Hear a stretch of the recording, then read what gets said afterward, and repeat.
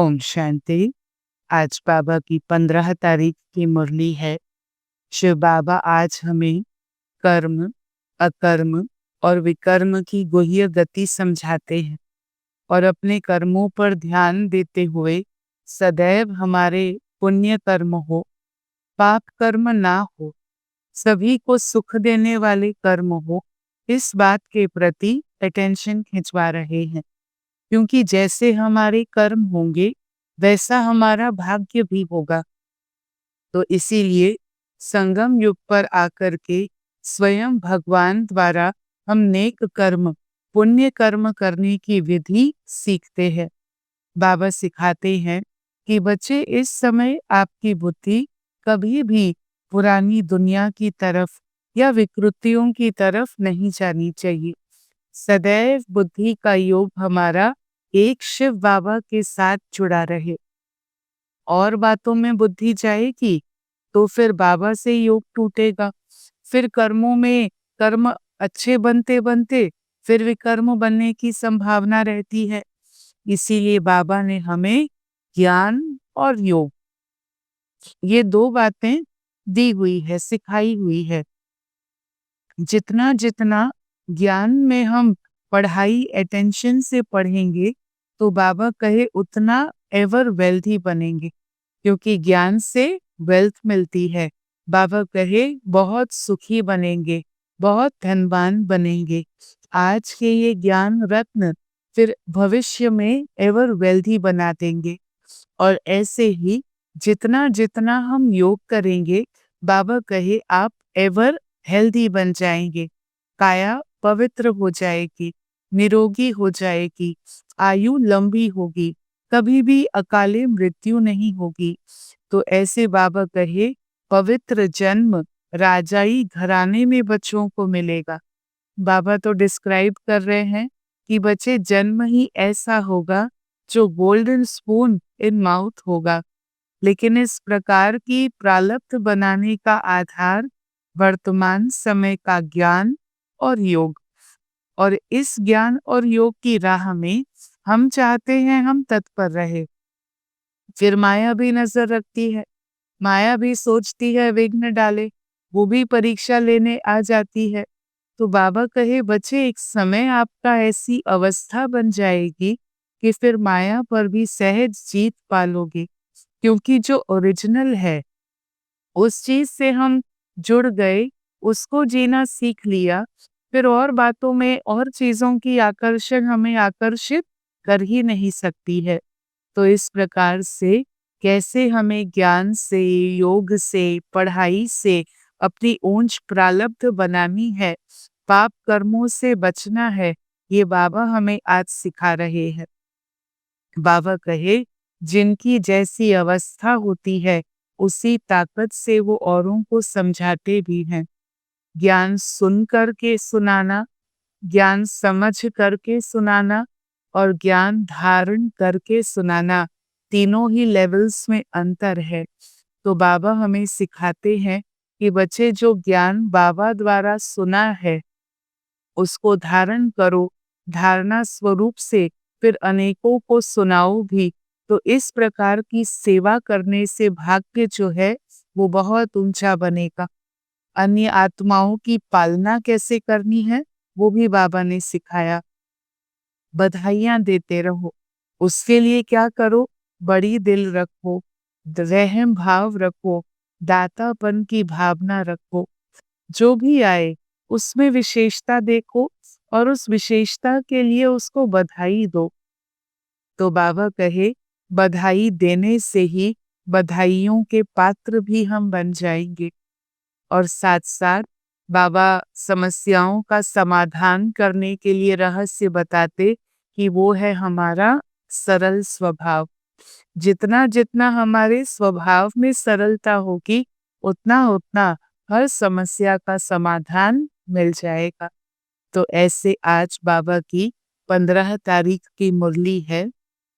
मीठे बच्चे, बाबा आए हैं तुम्हें कर्म, अकर्म, विकर्म की गुह्य गति सुनाने। जब आत्मा और शरीर दोनों पवित्र हैं तो कर्म अकर्म होते हैं और फिर पतित होने से कर्म विकर्म होते हैं।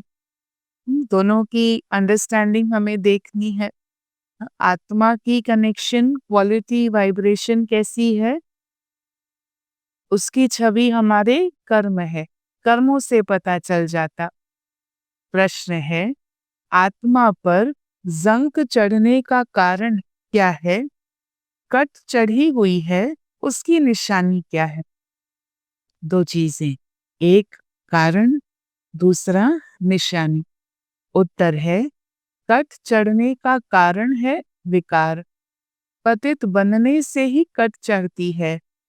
अगर अभी तक भी कट चढ़ी हुई है तो उन्हें फिर पुरानी दुनिया की कशिश होती रहेगी। यह है निशानी। जितना जितना याद से ये कट उतरती जाएगी, उतना उतना पुरानी दुनिया की कोई आकर्षण ही नहीं रहेगी। और अगर वो कट चढ़ी हुई है, फिर तो बाबा कहे कि आकर्षण होता रहेगा, कशिश होगी पुरानी दुनिया की ओर। बुद्धि विकृतियों तरफ जाती रहेगी, फिर वो याद में भी नहीं रहेंगे। तो ये निशानियां हैं, देखना है। बाबा जिससे इतनी पालना मिल रही है, जिनसे इतना ज्ञान मिल रहा है, जो हमारी किस्मत बना रहे हैं, हमारा भाग्य संवार रहे हैं, उस बाबा को याद करना मेरे लिए डिफिकल्ट है, सोचने की बात है। और अगर डिफिकल्ट है तो इसको एक निशानी के रूप में, सिग्नल के रूप में समझ लेना है कि जरूर कोई ऐसी इम्प्योरिटी है जो मुझे भगवान को याद करने भी नहीं देती है। और घबराना नहीं है, सच्ची दिल से इसको स्वीकार करना है, सच्ची दिल से बाबा को बताना भी है। फिर बाबा मदद करेगा उस विकृति से हमें पार ले जाने के लिए। ओम शांति। बच्चे इसका अर्थ तो समझ गए हैं। ओम शांति कहने से ही निश्चय हो जाता है हम आत्माएं यहाँ की रहवासी नहीं हैं, हम तो शांति धाम की रहवासी हैं। हमारा स्वधर्म शांत है। भले दुनिया एक्सप्लोर करने हम आ गए थे, पर अब आत्मा को रियलाइजेशन है कि हमारा ओरिजिनल घर शांति धाम है। जब घर में रहते हैं, फिर यहाँ आकर पार्ट बजाते हैं, क्योंकि शरीर के साथ कर्म करना होता है। कर्म होता है एक अच्छा, दूसरा बुरा। बुरा कर्म होता ही है रावण राज्य में। रावण राज्य में सबके कर्म विकर्म बन गए हैं। एक भी मनुष्य नहीं जिनसे विकर्म ना होता हो।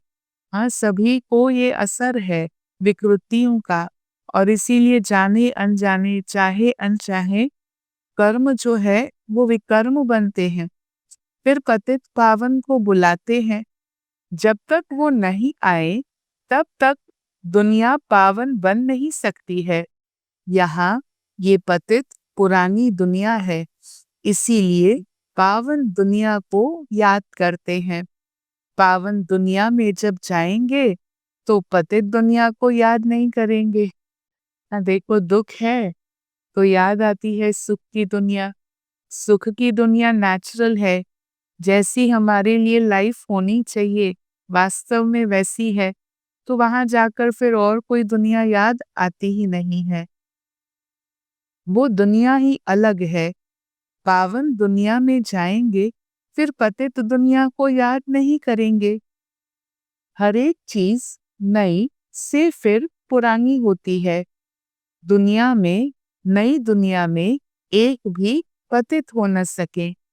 नई दुनिया का रचयिता परम पिता परमात्मा है, वही पतित पावन है। उनकी रचना भी जरूर पावन होनी चाहिए। भगवान जब दुनिया बनाते हैं तो भगवान एक बहुत शुद्ध पवित्र दुनिया बनाते हैं। बाबा कहे, परम पिता परमात्मा कोई रचना रचेंगे तो कैसी रचेंगे? उसकी रचना में उसकी छवि नजर आएगी। और इसीलिए पतित पावन सर्वशक्तिवान सदैव प्योर जब दुनिया बनाते हैं वो दुनिया भी बहुत प्योर है, परफेक्ट है। फिर पतित सो पावन बने, फिर पावन सो पतित भी बनते हैं। दुनिया में तो परिवर्तन नियम है। कल्प कल्प बाबा ही आकर समझाते हैं। तुम बच्चों में भी कहीं निश्चय बुद्धि होकर फिर संशय बुद्धि हो जाती है। माया एकदम हप कर लेती है। ये माया के तूफान, संकल्पों के, विकल्पों के, संशय के ये बुद्धि को बिल्कुल क्लाउड कर देते हैं। हप कर लेती माया। तुम महारथी होना, महारथियों को ही भाषण पर बुलाते हैं, महाराजाओं को भी समझाना है। तुम ही पहले पावन पूज्य थे, अभी ये है पतित दुनिया। पावन दुनिया में भारतवासी ही थे। तुम भारतवासी आदि सनातन देवी देवता धर्म के डबल सिरताज संपूर्ण निर्विकारी थे। क्या मेमोरी बाबा इमर्ज करते। बच्चे तुम ही थे, प्योर थे, सर्व गुणों से संपन्न थे, सर्व सुखों से संपन्न थे, डबल सिर ताज, संपूर्ण निर्विकारी थे। बाबा के ये शब्द आत्मा की उस मेमोरी को इमर्ज करते हैं और आत्मा को वो वाइब्रेशन फील होता है कि हाँ, हमारा जन्म ऐसा था जब हम प्योर थे। महारथियों को तो ऐसे समझाना होगा ना, इस नशे से समझाना होता है। केवल इंटेलेक्चुअली नहीं, लेकिन वो नशा, वो खुमारी, हम ऐसे थे, वैसा हमें फिर बनना है, उस यकीन के साथ। भगवान उवाच है, काम चिता पर बैठ सांवरे बन जाते हैं, फिर ज्ञान चिता पर बैठने से ही गोरा बनेंगे। इम्प्योर बनने की जो वजह है, बाबा वो हमारे सामने स्पष्ट बताते हैं कि बच्चे ये विकारों की वजह से, उसमें भी मुख्य काम वासना, इसकी वजह से इम्प्योर बने हैं, पतित बने हैं। वो हैं गोल्डन एज और ये है आयन एज। कितना फर्क है सतो प्रधान अवस्था और तमो प्रधान अवस्था आत्मा की। तो गोल्डन एज दुनिया का और आयन एज दुनिया का कनेक्शन भी बहुत जोरदार है और रहस्य भी बहुत डीप है। मेरी अवस्था मेरी दुनिया बनाती है। जितना जितना मेरी अवस्था प्योर होगी, उतना उतना मेरी दुनिया प्योर होगी। वो है गोल्डन एज, ये है आयन एज। कट चढ़ जाती है ना, अभी तुम्हारी कट उतर रही है। जो भी पापों की धूल है आत्मा पर जो चढ़ी हुई है, अब वो निकल रही है। जो याद ही नहीं करते हैं, फिर कट भी नहीं उतरती है। बहुत कट चढ़ी हुई होगी तो उसे पुरानी दुनिया की कशिश होती रहेगी, जो बाबा ने निशानी सुनाई। एक स्टेज है, पुरानी दुनिया है, पुरानी दुनिया के आकर्षण है, पुरानी दुनिया की समझ भी है, लेकिन वो चीज़ें हमें अट्रैक्ट करती ही नहीं है, वो चीज़ें हमें आकर्षित करती ही नहीं है। और दूसरा है, भले बाबा मिले हैं, ज्ञान मिला है, समझ मिली है, आत्मा को चाहना है सतयुग की ओर चलें, पुरुषार्थ करें, फिर भी पुरानी दुनिया के अट्रैक्शंस हैं, वो आत्मा को खींच लेते हैं। तो ये मेरे लिए एक इम्पॉर्टेंट सिग्नल है। अलग-अलग सोच आएँगे, इतना तो बनता ही है, इतना तो घूमना ही चाहिए, इतना तो एन्जॉय करना चाहिए, ये सोच है। इतना थोड़ी दुनिया से आइसोलेट हो जाएँगे, लेकिन ये सोच कहीं न कहीं मुझे आकर्षण की निशानी बताते हैं। कहीं न कहीं वो आकर्षण है। नहीं तो बाबा के पास हर चीज़ की प्राप्ति संपन्न, संपूर्ण, पवित्र और कंप्लीट रूप से होती है। कोई ज़रूरत ही नहीं है दुनिया के टेम्पररी दुःख देने वाले आकर्षणों में आकर्षित होने की। पर बात ये निशानी हमको समझनी चाहिए। कशिश होती है, खींच होती है, कोई भी रूप से, वैभव के रूप से, मनोरंजन के रूप से, खान-पान के रूप से, संबंध के रूप से, कहीं रीति से भी, किसी रीति से भी माया मुझे उस पुरानी दुनिया की ओर खींच ही नहीं सकती है। इस पर हमें वर्क करना है। ये बाबा निशानी बता रहे हैं कि जो अभी भी जंग चढ़ी हुई होगी, तो पुरानी दुनिया की कशिश होती रहेगी। सबसे बड़ी कट चढ़ती ही है विकारों की। पतित भी उनसे ही बने हैं, तो अपनी ही जांच करनी है। हमारी बुद्धि बाइसिस की तरफ तो नहीं जाती है। चेक। अपनी सच्चाई अपने पास। मुख्य बात है ही पवित्रता की। हम ज्ञान अमृत पीने जाते हैं। ज्ञान अमृत है ही ज्ञान सागर के पास। इसीलिए हम ज्ञान अमृत द्वारा अपने आप को पवित्र बनाने के लिए जाते हैं। बाबा कहते हैं, मुझे याद करो तो विकर्म विनाश होंगे।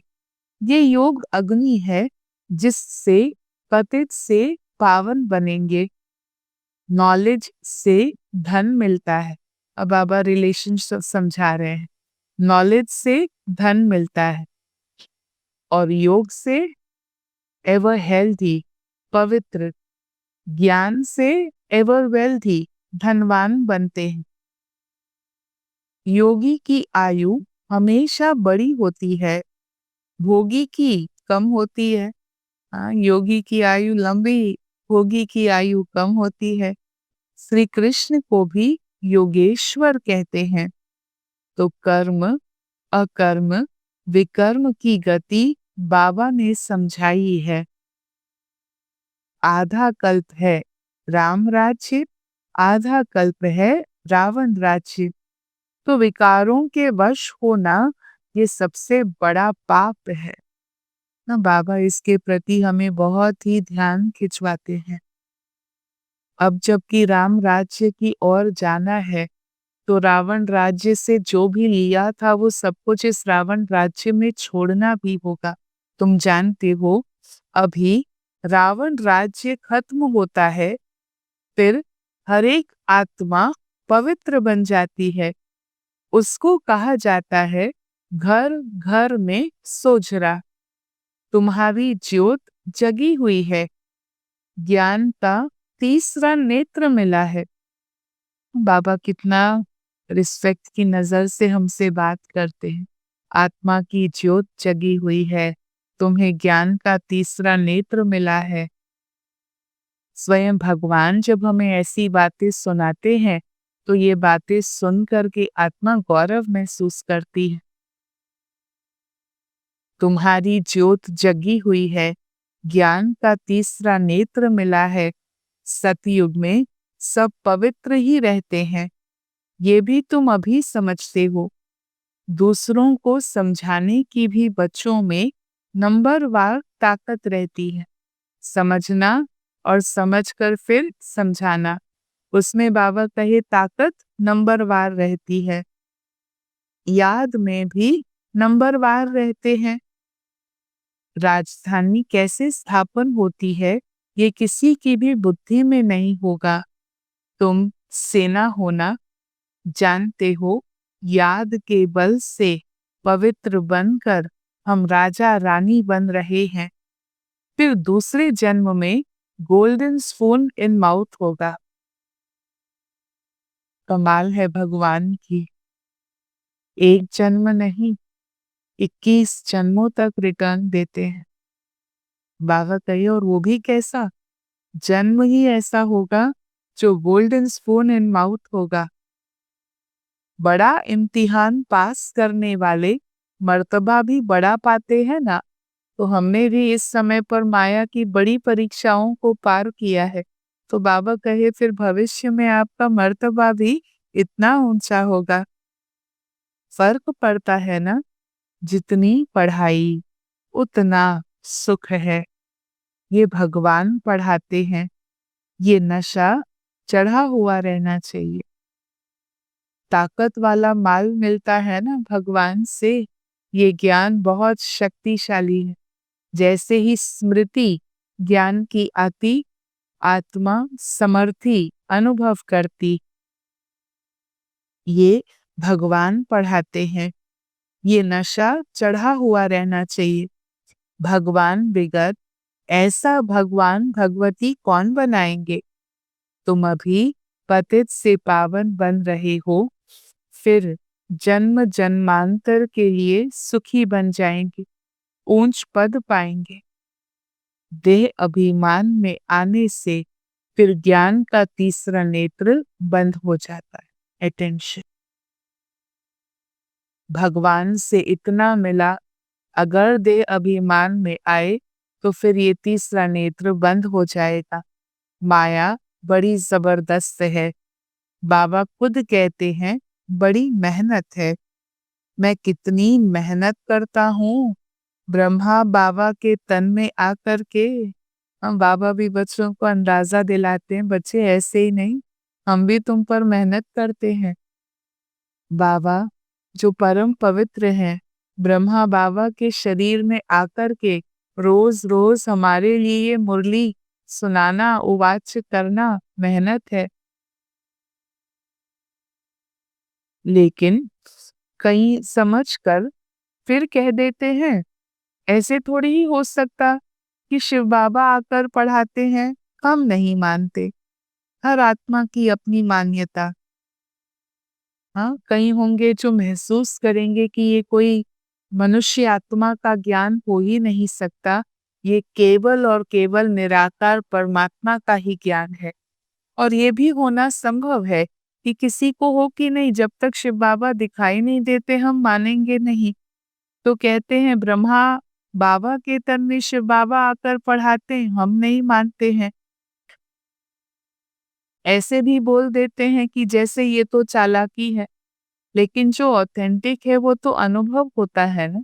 इसीलिए किसी के डिस्क्रिप्शन से भी हमें अपने पथ से हटना नहीं है। राजाई स्थापन हो ही जाएगी। कहते हैं ना, सच की बेड़ी हिलती है परंतु डूबती नहीं है। कितने विघ्न पड़ते हैं, भले विघ्न पड़े पर बाबा कहे हाँ डूबना नहीं है। हिलने का अनुभव हो सकता, पर आगे मंजिल पर हमें पहुंचना ही है।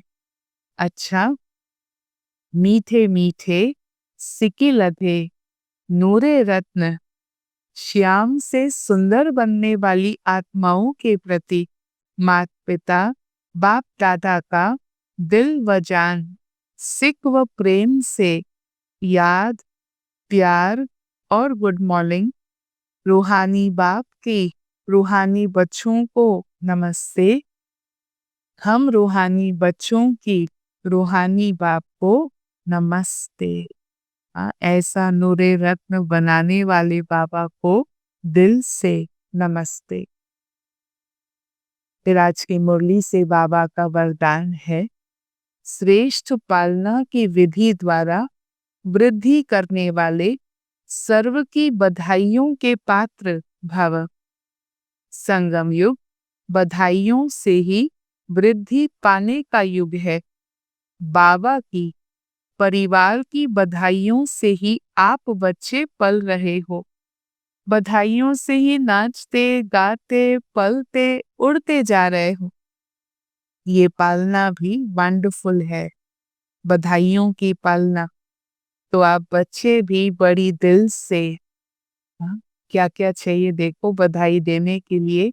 सबसे पहले दिल बड़ी चाहिए, बड़ी दिल से, रहम की भावना से और दाता बनकर हर घड़ी एक दूसरे को बहुत अच्छा कहकर बधाइयाँ देते रहो। किसी आत्मा के प्रति ये सोचना बहुत अच्छा, मानो उसको बधाई देना है। यही पालना की श्रेष्ठ विधि है। तो बाबा ने हमें सिखाया, बहुत अच्छा की बधाई देनी है, दाता बनकर देनी है, रहम भाव रखकर देनी है, बड़ी दिल से देनी है।